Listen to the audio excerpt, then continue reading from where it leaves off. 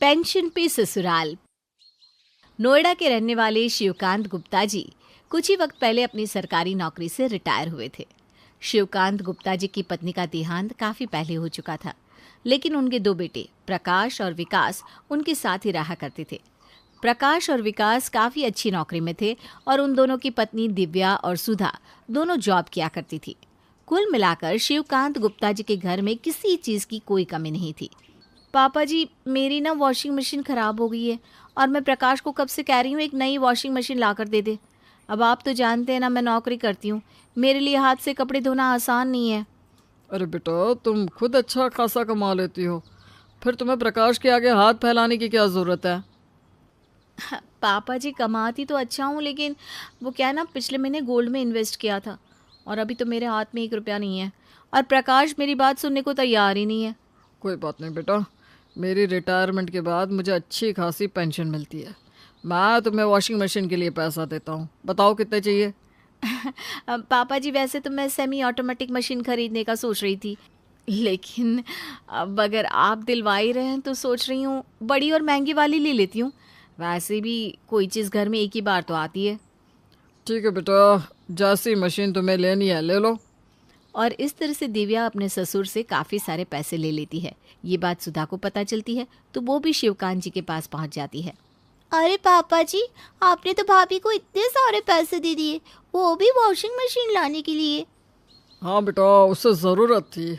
और वैसे भी मैं भी अपनी पेंशन का क्या करूँगा, सारे पैसे बैंक में ही तो जमा हो जाते हैं।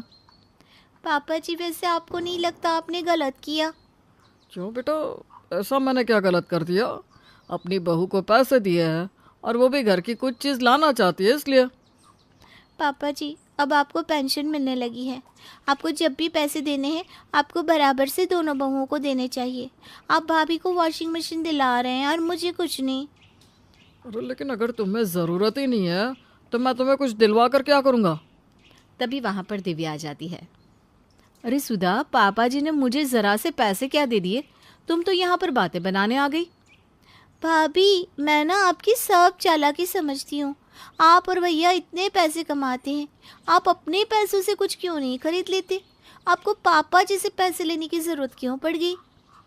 ये बात तुम्हें मैं भी तो कह सकती हूँ, तुम और देवर जी भी तो अच्छा खासा कमाते हो, फिर तुम क्यों पापा जी से पैसे लेने आई हो। वो ना मेरा हक बनता है। अब घर की एक बहू अपने ससुर से पेंशन के पैसे लेगी तो दूसरी चुप थोड़ी ना बैठेगी। अरे तुम दोनों आपस में झगड़ना बंद करो। सुधा, तुम मुझे ये बताओ तुम्हें क्या चाहिए।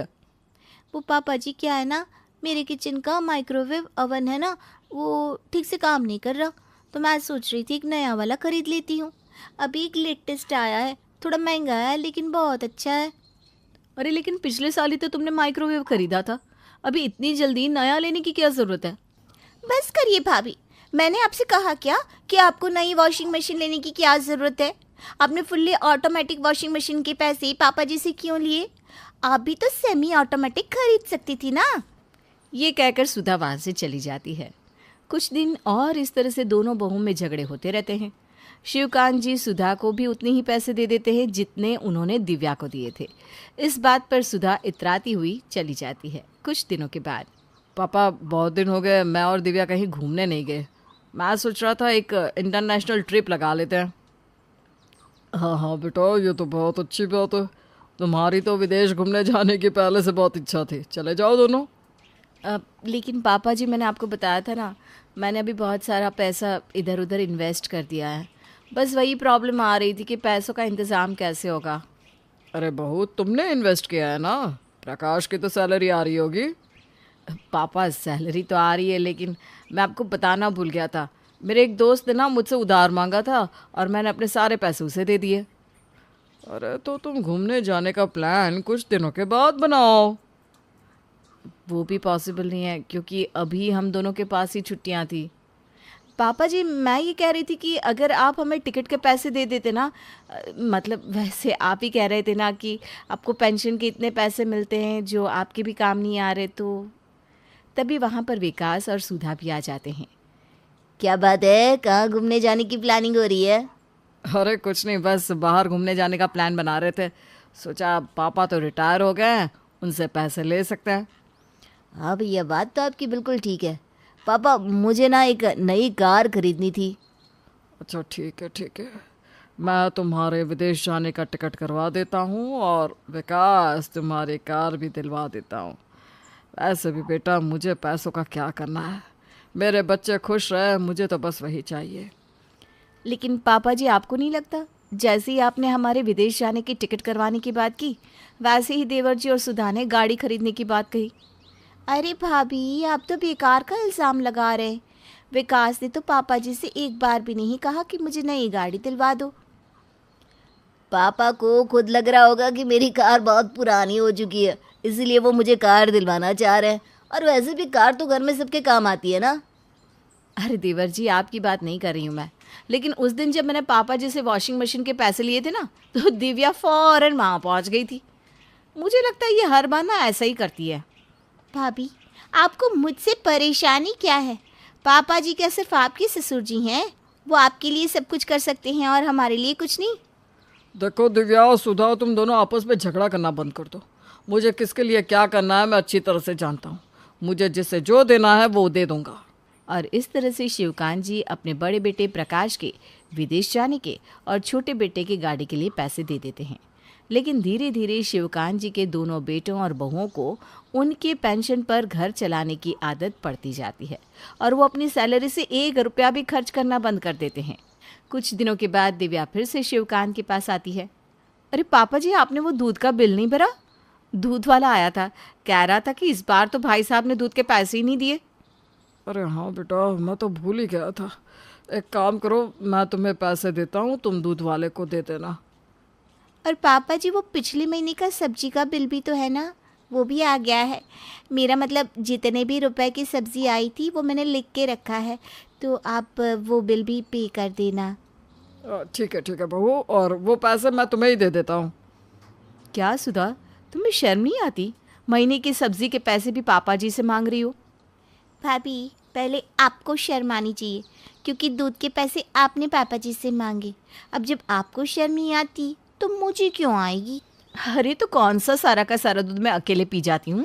और पापा जी को इतनी पेंशन मिलती है, उसमें से अगर वो दूध के पैसे दे भी देते हैं तो इसमें गलत क्या है? लेकिन पहले तो अपने सारे खर्चों के बिल आप खुद भरा करती थी ना, अब क्या हो गया? यही बात तो मैं तुमसे भी कह सकती हूँ देवरानी जी। तुम भी तो सब्जी के पैसे लेने आ गई हो पापा जी के पास। दिव्या सुधा, भगवान के लिए चुप हो जाओ दोनों।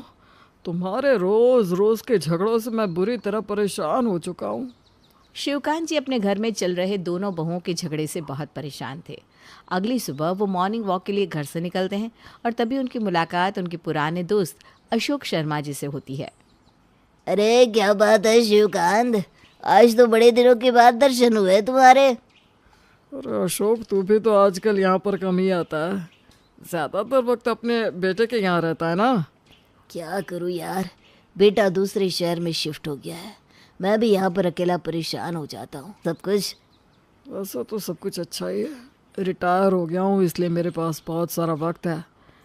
लेकिन बस घर में ना कुछ अजीब सा माहौल चल रहा है। कैसा माहौल? अरे रिटायरमेंट के बाद तो तुझे आराम से बैठकर सुबह शाम खाना खा पी कर मस्त रहना चाहिए। यार एक बात समझ में नहीं आती, जब से मैं रिटायर हुआ हूँ तब से मेरे दोनों बेटे और बहुओं ने अपनी सैलरी खर्च करना बिल्कुल बंद कर दिया है। सब लोगों का खर्चा अकेले मेरे पेंशन से चल रहा है। लेकिन ये तो बहुत गलत बात है, तुझे ऐसा नहीं करना चाहिए। लेकिन क्या करूँ, मेरे ही तो बच्चे हैं। अगर उन्हें पैसे दे भी दिए तो कौन सा नुकसान हो जाएगा, और कौन सा मुझे सारे पैसे अपने साथ बांध कर ले जाने। देख शिवकांत, मैं तेरी बात से पूरी तरह सहमत हूँ कि वो तेरे बच्चे हैं और तेरे पैसों पर उनका पूरा अधिकार है, लेकिन वो कमाते हैं, और अगर तू उन्हें अपनी सैलरी खर्च करना, अपनी जिम्मेदारियाँ निभाना नहीं सिखाएगा तो आगे चलकर तेरे लिए मुश्किल हो जाएगी यार। कैसे मुश्किल? देख, कल को अगर तेरी तबीयत खराब हुई या तुझे किसी तरह से पैसों की ज़रूरत हुई तो तेरे बच्चों की आदत इतनी ज़्यादा बिगड़ चुकी होगी कि वो तेरे इलाज के लिए अपनी जेब से एक चवन्नी खर्च नहीं करेंगे, और तब तुझे लगेगा कि तूने इनकी आदतें बहुत बिगाड़ दी है। इसीलिए कह रहा हूँ कि वक्त रहते इस आदत को सुधार दे। शिवकांत को अपने दोस्त अशोक की बात समझ में आती है और वो मन ही मन कुछ करने की ठान लेते हैं। कुछ दिनों के बाद पापा, वो मैं ये कह रहा था कि मुझे अपना बर्थडे मनाने के लिए एक बड़ी पार्टी करनी थी। अपने सारे ऑफिस वालों को कहीं बाहर डिनर पर लेकर जाना था, तो प्लीज़ आप मुझे कुछ पैसे दे दीजिए। और हाँ पापा, मेरी और सुधा की मैरिज एनिवर्सरी आ रही है ना, बहुत दिनों से हमने भी कोई बड़ी पार्टी नहीं की है, तो मैं सोच रहा था इस बार मोहल्ले के लोगों को और अपने कुछ दोस्तों को बुलाकर पार्टी कर लेता हूँ। जैसा तुम लोगों को ठीक लगे कर लो बेटा, मैं भला तुम्हें क्यों मना करूँगा। लेकिन पापा पैसों की ज़रूरत थी, आप प्लीज़ मुझे कुछ पैसे दे दीजिए। हाँ पापा, मैं भी वही कह रहा था, मुझे भी ना आपसे कुछ पैसे चाहिए। अरे लेकिन तुम लोगों की खुद की सैलरी कहाँ गई जो तुम मुझसे पैसे मांग रहे हो।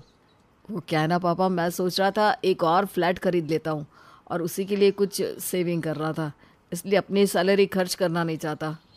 और पापा मैंने तो इन दिनों गोल्ड की ज्वेलरी पर इन्वेस्ट करना शुरू कर दिया है, बस इसीलिए अपनी सैलरी बचा कर रख रहा था। वैसे तुम्हारे इन्वेस्टमेंट के प्लान तो बहुत अच्छे हैं बेटा, लेकिन अभी ना मैं तुम दोनों को पैसे नहीं दे पाऊँगा। वो क्या है ना कि मैंने अपनी काफ़ी सारी पेंशन यहाँ एक वृद्धाश्रम के लिए दान कर दी है। आने वाले कुछ महीनों की पेंशन देने का भी उनसे वादा कर चुका हूँ, तो मैं तो खुद तुम लोगों के पास पैसे लेने आ रहा था। हैं? लेकिन क्यों पापा? अरे वो कुछ दिनों से पैरों में दर्द हो रहा है, सोच रहा था डॉक्टर को दिखा लाता हूँ। तभी वहाँ पर दिव्या और सुधा भी आ जाते हैं। वैसे पापा जी, आप ना प्राइवेट हॉस्पिटल में मत जाना, वहाँ पर बहुत पैसे लगते हैं, सरकारी ठीक रहेगा। नहीं तो क्या पापा जी, बिना बात के इतने सारे पैसे खर्च हो जाएंगे। और वैसे भी अब तो आपके हाथ में आपकी पेंशन भी नहीं है कुछ महीनों के लिए। मेरे हिसाब से ना आपको किसी सस्ते हॉस्पिटल में चले जाना चाहिए। ये सुनकर शिवकांत जी को इस बात का एहसास हुआ कि उनका दोस्त अशोक जो कुछ भी कह रहा था वो ठीक था। जब तुम्हें बहू बहुत बड़ी और महंगी वॉशिंग मशीन लेनी थी, तब तो मैंने नहीं कहा कि तुम कोई सस्ती वॉशिंग मशीन खरीद लो। और सुधा बहू, तुमने तो 1 साल के अंदर ही बड़ा महंगा और नए फीचर वाला माइक्रोवेव खरीद लिया। लेकिन मैंने तो तुम्हें कुछ नहीं कहा, क्योंकि उस वक्त मेरे पास पैसे थे। लेकिन आज जब मुझे इलाज के लिए ज़रूरत है तो तुम मुझे सस्ते हॉस्पिटल जाने की बात कर रही हो। अब सॉरी पापा जी, मुझसे गलती हो गई पापा जी, मुझे समझना चाहिए था। देखो बच्चों, मैं तुम्हें ऐसा कुछ नहीं कहना चाहता हूँ जो तुम्हें बुरा लगे, लेकिन तुम लोगों को अपनी सैलरी से अपने खर्चे उठाना आना चाहिए, क्योंकि मेरी पेंशन से ये घर चल सकता है, लेकिन तब तक जब तक मैं जिंदा हूँ। अगर मैं इसी तरह तुम्हें पैसे देता रहा तो एक वक्त के बाद तुम अपनी जिम्मेदारियों को भूल जाओगे और मेरे जाने के बाद तुम्हें बहुत तकलीफ होगी। इसलिए मैं चाहता हूँ कि तुम अपने खर्चे खुद उठाना सीखो। और इस तरह से शिवकांत जी ने अपने बच्चों को अपने जीवन के खर्चे उठाने का सबक भी सिखाया और समझदारी से काम लिया।